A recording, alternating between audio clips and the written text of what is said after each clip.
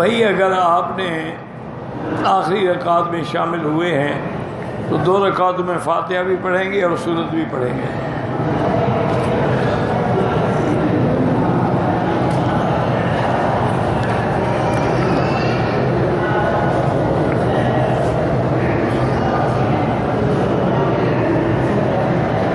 کہتے جی کہ حج کے دوران میں منی اور عرفات میں نماز قصر ہوتی ہے۔ ہم بالکل، کیونکہ حنابلہ کے نزدیک ایام حج میں نماز قصر ہوتی ہے، یعنی ان کے نزدیک چاہے کوئی مقیم بھی ہو لیکن نماز قصر پڑے گی۔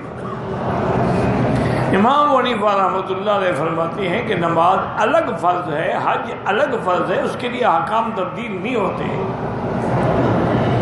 اگر مسافر ہیں تو قصر پڑے گا اور مقیم ہیں تو پوری پڑے گا۔ باقی علمی بحثیں ہیں، تم کیا سمجھو گے جو کس کی بات قوی ہے۔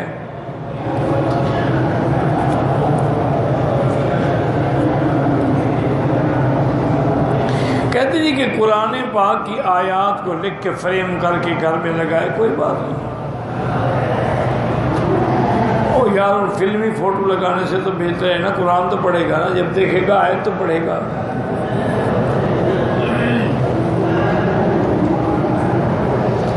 کہتے ہیں جی کہ محرم کی 10 تاریخ کو سنا ہے کہ اپنے اہل عیال پر اور دوسرے مسلمانوں پہ زیادہ خرچ کرو اور اس کے بعد گھر والوں کو نکال دو۔ کیا خیال ہے؟ 10 کو جو کھلا پلا دیا، اگلا مہینہ تو چھٹی کرو نا۔ بعض لوگوں نے مسئلے بڑے ہوئے ہیں کہ 10 محرم کو ثواب ہوگا، 11 کو نہیں ہوگا۔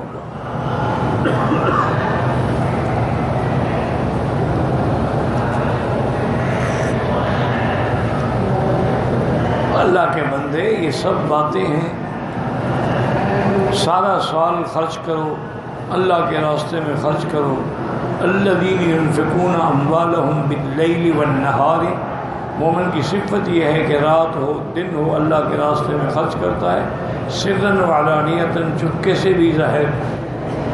لیکن یہ تو کہیں نہیں ہے کہ محرم میں خرچ کرو۔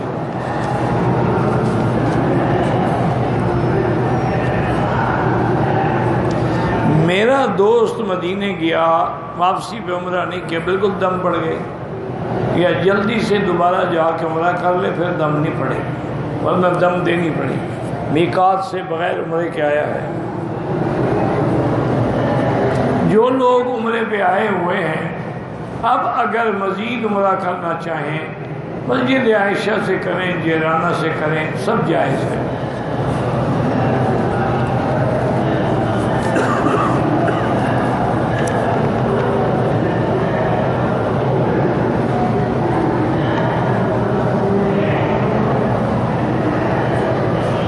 میرا بھائی گزارش یہ ہے، کہتا ہے جی کہ سنن نبی داؤد اور ابن ماجہ کی حدیث کے مطابق اگر فجر کی جماعت کی 2 رکعت سنت جو ہے پہلے وہ آدمی نہ پڑھ سکے، نماز میں مل جائے، تو کہتے ہیں کہ اس کو جماعت کے بعد سنت پڑھنی چاہیے۔ لیکن ہمارے پاکستانی جو ہے وہ سورج نکلنے تک کے انتظار کرتے رہتے ہیں۔ اب اگر آپ کو حدیث مبارک پڑھ تو لی ہے آپ نے، میرے خیال میں سمجھی نہیں ہے۔ پہلی چیز تو یہ ہے کہ باقی ائمہ کے نزدیک تو سنت کی قضا ہے ہی نہیں، پڑھنے کی ضرورت ہی نہیں ہے، پھر کیوں پڑھے؟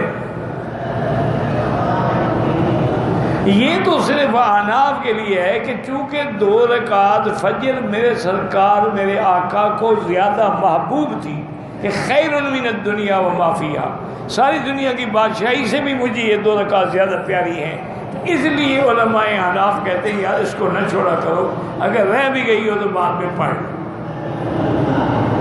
اب اس کے 2 طریقے تھے۔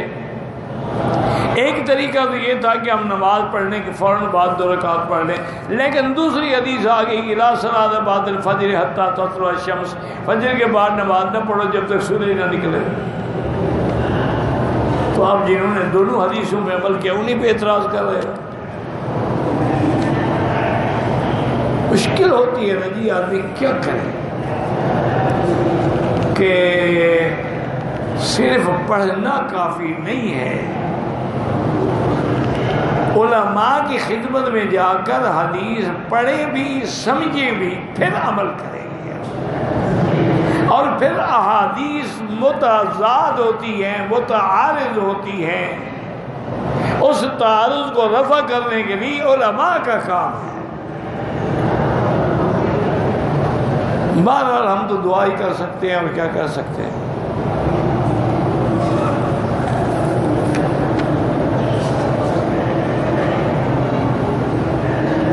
کہتے ہیں کہ جمعہ کے خطبے کے دوران تحیت المسجد پڑھنی چاہیے، حنفی مسلک میں نہیں پڑھنی چاہیے۔ وہ کہتے ہیں کہ چونکہ ایک روایت میں ہے کہ اذا جاء الامام فلا صلاۃ ولا کلام، جب امام آ جائے تو اب کوئی بات نہ کرو۔ حتیٰ کہ ایک حدیث میں ہے کہ اگر تم نے خطبے کے دوران دوسرے بھائی کو بھی کہا کہ بھی چپ کرو، شور نہ کرو، فقط لگاؤ تو تیرا ثواب بھی گیا۔ جب اتنا بولنے کا حکم نہیں تو نماز کا کہاں حکم ہے؟ یعنی احناف کے نزدیک یہ ہے کہ امام جب ممبر پہ آئے کہ السلام علیکم تو جواب بھی نہ دو، اس کے سامنے اذان ہو تو اذان کے الفاظ کا بھی جواب نہ دو، کیونکہ ہمیں حکم ہے خاموش رہنے کا۔ ایک روایت میں ہے کہ ایک صحابی کو حضور نے فرمایا کہ کھڑے ہو کے تحیت المسجد پڑھ لو، اسی سے وہ استدلال کرتے ہیں۔ تو بہرحال ہم اعتراض نہیں کرتے، لیکن زیادہ راجع بات یہی ہے کہ جب امام خطبہ شروع کرے بس سنیں، اذا قرئ القرآن فاستمعوا له وانصتوا، جب قرآن پڑھا جائے، حتیٰ کہ بعض علماء تو کہتے ہیں یہ آیت اتری خطبے کے لیے ہے۔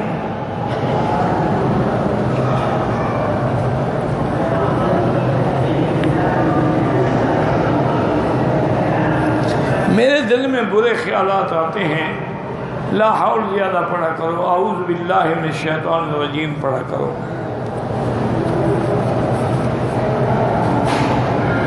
کہتے کہ جی اب دنیا جیفت، ہاں ایک روایت ہے کہ دنیا ایسی ہے جیسے مردار ہو، اور یہ دنیا سے مراد وہ دنیا ہے جو دین کے خلاف ہے، وہ دنیا نہیں جو دین کے تابع ہو۔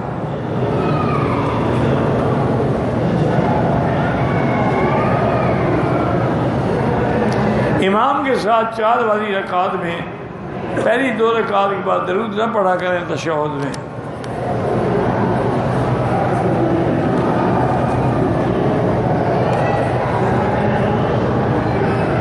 ایک بار جبریل آئے تھے حضور کے پاس کہ اے نبی آپ افضل ہیں یا قرآن؟ یہ کوئی نہ حدیث ہے نہ کچھ ہے، تم نے خود گھڑی ہے۔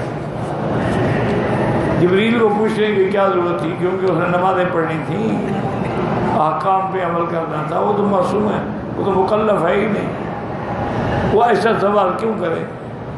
یہ سوال تو تم گھڑتے رہتے ہو، جبریل نہیں گھڑتا،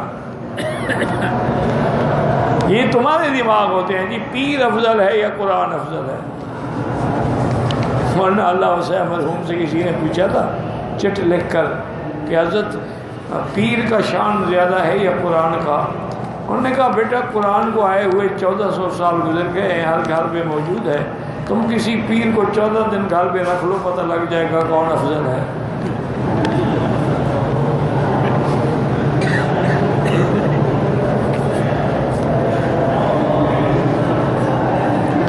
افضل یہی ہے کہ پیشاب کے بعد آدمی ڈھیلا یا ٹیشو استعمال کرے اور پھر پانی بھی استعمال کرے، لیکن اگر صرف پانی سے بھی استنجا کرے تو جائز ہے۔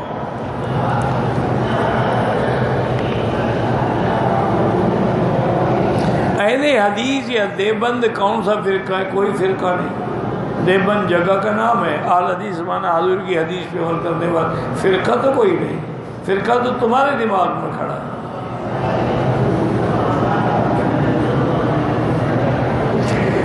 فاتحہ کے بعد آمین اونچی آواز میں کہہ بھی سکتے ہیں، کہ افضل یہ ہے کہ آہستہ کہیں، کیونکہ آمین دعا ہے، اور دعا میں قرآن کا حکم ہے کہ ادعوا ربکم تضرعا وخفیۃ۔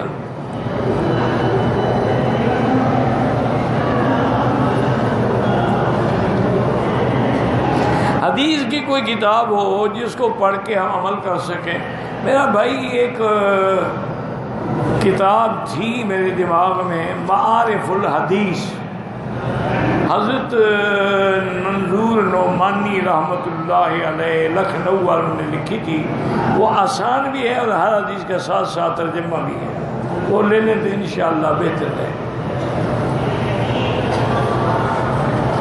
باقی بھی ہوں گی، یہ تو نہیں، یہ میرے دماغ میں بس یاد ہے۔ ایک عورت نے قسم کھائی، توڑ دیا، 12-10 آدمیوں کو کھانا کھلائیں اور آئندہ ایسی قسم نہ کھائیں۔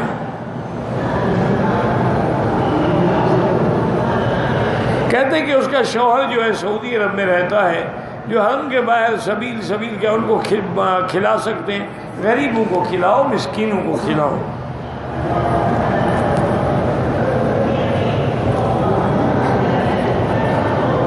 شادی محلوں میں نکاح پڑھوانا کیسا ہے؟ شادی گھر کوئی بات نہیں، بس زیادہ کوشش کریں کہ فخر ریا نہ ہو۔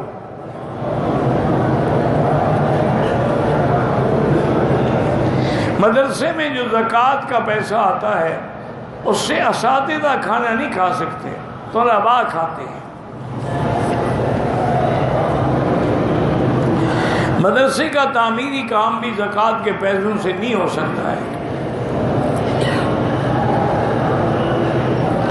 جمعہ میں جو دوسری اذان ہے مسجد کے باہر دی جائے، بہرحال وہ امام کے سامنے ہوتی ہے دوسری اذان۔ سواری کو قسطوں پہ خریدنا وہ جائز ہے۔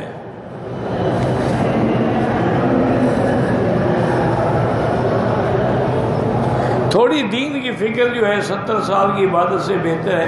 یہ کوئی حدیث تو نہیں ہے، لیکن پہلے تم فکر کرو تو صحیح۔ تم فرض نماز نہیں پڑھتے ہو، دین کی فکر کرنے لگ گئے ہو۔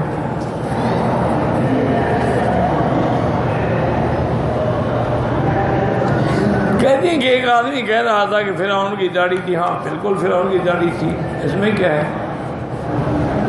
اب ہم تو فرعون کی داڑھی دیکھ کے نہیں رکھتے، ہم تو حضور کے حکم پہ رکھتے ہیں کہ حضور کی داڑھی تھی۔ تمہیں حضور کے بجائے فرعون کی داڑھی کیوں نظر آئی؟ وہ اس سے رشتہ داری ہے کیا؟ وہ تو یہ بھی آیا ہے کہ اس کا قد چھوٹا تھا اور داڑھی اتنی بڑی تھی کہ پاؤں تک آ جاتی تھی۔ تو تم رکھو اسی طرح، تاکہ چلو فرعون تو راضی ہو، اللہ رسول کی ذات تو ضرور ہے ہی نہیں۔ انا للہ و انا الیہ راجعون۔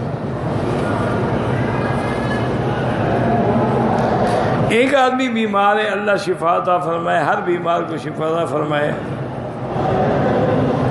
مدینہ منورہ میں 40 نمازیں پڑھنا ضعیف روایت ہے، لیکن افضل ہے۔ 40 نمازیں پڑھو گے تو اللہ نمازی بنا دیں گے انشاءاللہ۔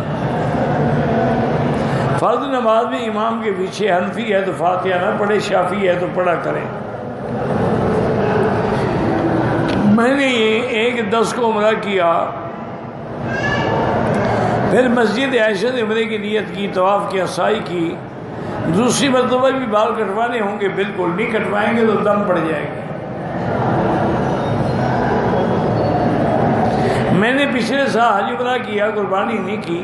اب مجھے کیا پتا تمہارا حج کون سا تھا؟ اگر تمتع تھا یا قران تھا اور تم نے قربانی بکری نہیں دی تو اب 2 دینی ہوں گی، ایک وہی، ایک جرمانے والی۔ اور اگر حج افراد تھا تو بکری تھی ہی نہیں تمہارے دل میں۔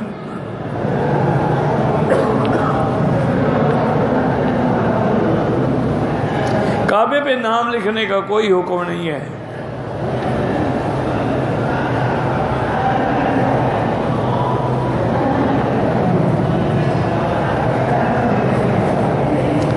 اگر شادی شدہ لڑکی شوہر کے ہوتے ہوئے کسی غیر مسلم سے اس نے نعوذ باللہ زنا کیا، نکاح تو نہیں ٹوٹتا لیکن بہت بڑا گناہ ہے، دوبارہ نکاح کی بھی کوئی ضرورت نہیں، اس نے گناہ کیا ہے۔ اگر غیر مسلم سے نکاح کرے تو ایمان سے نکل جائے گا، اور نے تو گناہ کیا، نکاح تو نہیں کیا۔ سب کا یہی، کوئی اختلاف نہیں ہے۔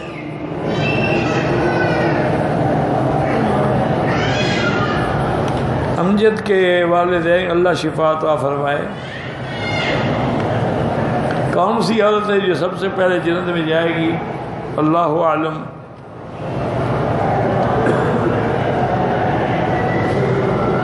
نماز کے بعد سجدے میں جا کے دعا کرتی ہیں، وہ ٹھیک ہے، لیکن افضل یہی ہے کہ نماز کی حالت میں سجدہ کرو اور دعا کرو۔ یہ عرس وغیرہ منانا جو ہے بدعت ہے، سیدھا کرنا شرک ہے۔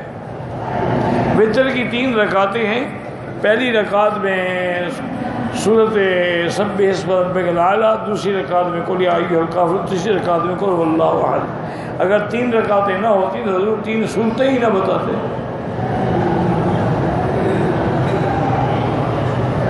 مسجد میں نماز کرائی، مسجد میں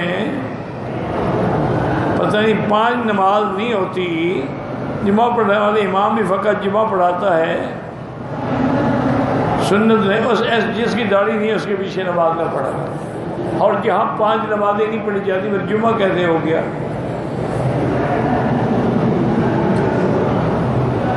مدینے سے ٹرین جدہ سے آئے گی انشاءاللہ، چل پڑی ہے میرے خیال میں۔ شوگر کا علاج یہ ہے کہ 5-6 کلومیٹر پیدل چلا کرو، انشاءاللہ کوئی شوگر ہوگا نہیں رہے گی۔ نماز جنازہ میں 2 سلام پھیرو تو جائز ہے، 1 پھیرو تو جائز ہے۔ ہماری کالینی میں ایک حدیث رہتا ہے، کہتا ہے کہ کیا میں خود حضور پاک جیسا نہیں ہوں؟ نعوذ باللہ، استغفار کرو، توبہ کرو۔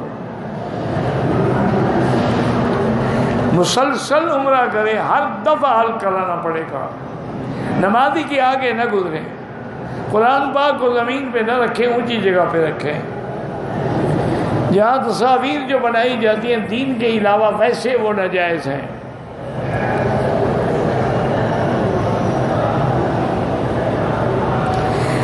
میاں بیوی کا جھگڑا تھا، 2-3 سال کے بعد صلح ہو گئی، ٹھیک ہے ہو گئی، اور کسی نکاح کو پہلا نکاح موجود ہے وہ نہیں ٹوٹا۔ جھگڑا ہو جائے چاہے 3 سال تک خاوند نہ ملے، نکاح نہیں ٹوٹتا۔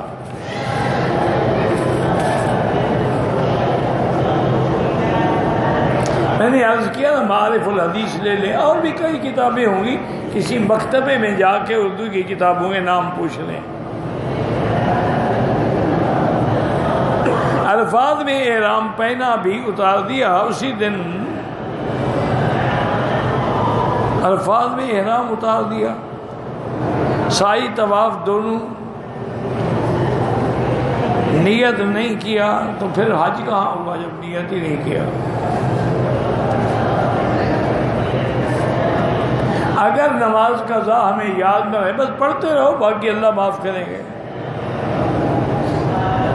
فجر عصر کے بعد نہ پڑھیں، بعد میں پڑھیں۔ سفر کے دوران قضا پوری پڑھیں یا قضا بھی قصر ہوگی، جیسے قضا کی تھی ویسے ہوگی۔ اگر سفر میں قضا کی تھی تو قصر ہوگی، اگر گھر کی نماز قضا کی تھی تو پوری قضا کرو۔ ریاض الجنت جنت کا ٹکڑا ہے، انشاءاللہ اس میں نمازیں پڑھو گے اللہ جنت دیں گے۔ کہتے کہ دینی اعتبار سے پاکستان میں کون سے مدارس ہیں؟ میرا بھائی بہت بڑے مدارس ہیں، اب مجھے نہیں پتا آپ کہاں رہتے ہیں، آپ جس علاقے میں بھی رہتے ہیں نا انشاءاللہ وہاں مدرسۃ البنات ہوگا، ہر حال میں ہوگا۔ اور آج کل تو بنات کے مدرسے ماشاءاللہ اتنی ترقی پہ جا رہے ہیں کہ لڑکے بھی اتنے نمبر نہیں لے رہے ہیں جتنا لڑکیاں لے رہی ہیں امتحان۔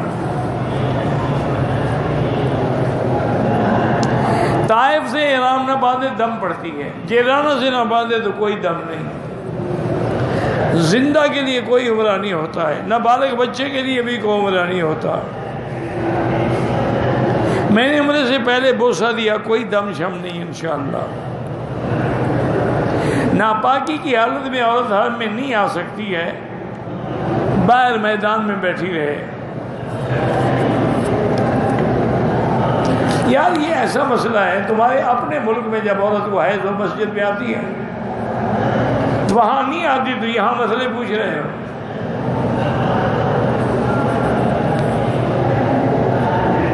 عید کے دن مصافحہ کرنا جو ہے کوئی ضروری نہیں، لیکن کوئی کرے تو ٹھیک ہے۔ سید کو زکوٰۃ نہیں دے سکتے۔ مسجد عائشہ سے عمرہ کریں تو چھوٹا ہے، مدینے سے بڑا، بالکل ٹھیک ہے۔ مدینہ میقات ہے، مسجد عائشہ تو ہل ہے۔ یہ مدینے کے عمرے کا مقابلہ تو نہیں کر سکتے۔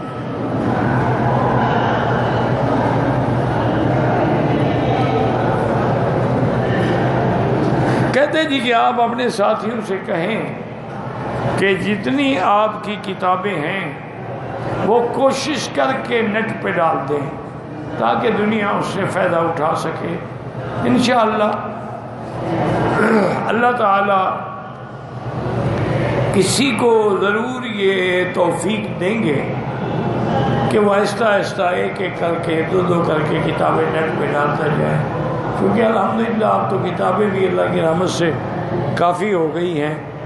خطبات مکی 4 جلد چھپ گئی ہے، دروس حرم 4 جلد چھپ گئی ہے، منہاج مسلم 2 جلد چھپ گئی ہے، اسی طرح سے ازواج النبی اسم 2 جلد چھپ گئی ہے، اسلام میں عورت کا مقام 2 جلد چھپ گئی ہے، خلفائے راشدین 2 جلد چھپ گئی ہے، قصص الانبیاء 2 جلد چھپ گئی ہے، اب تفسیر مکی 8 جلد چھپ گئی ہے۔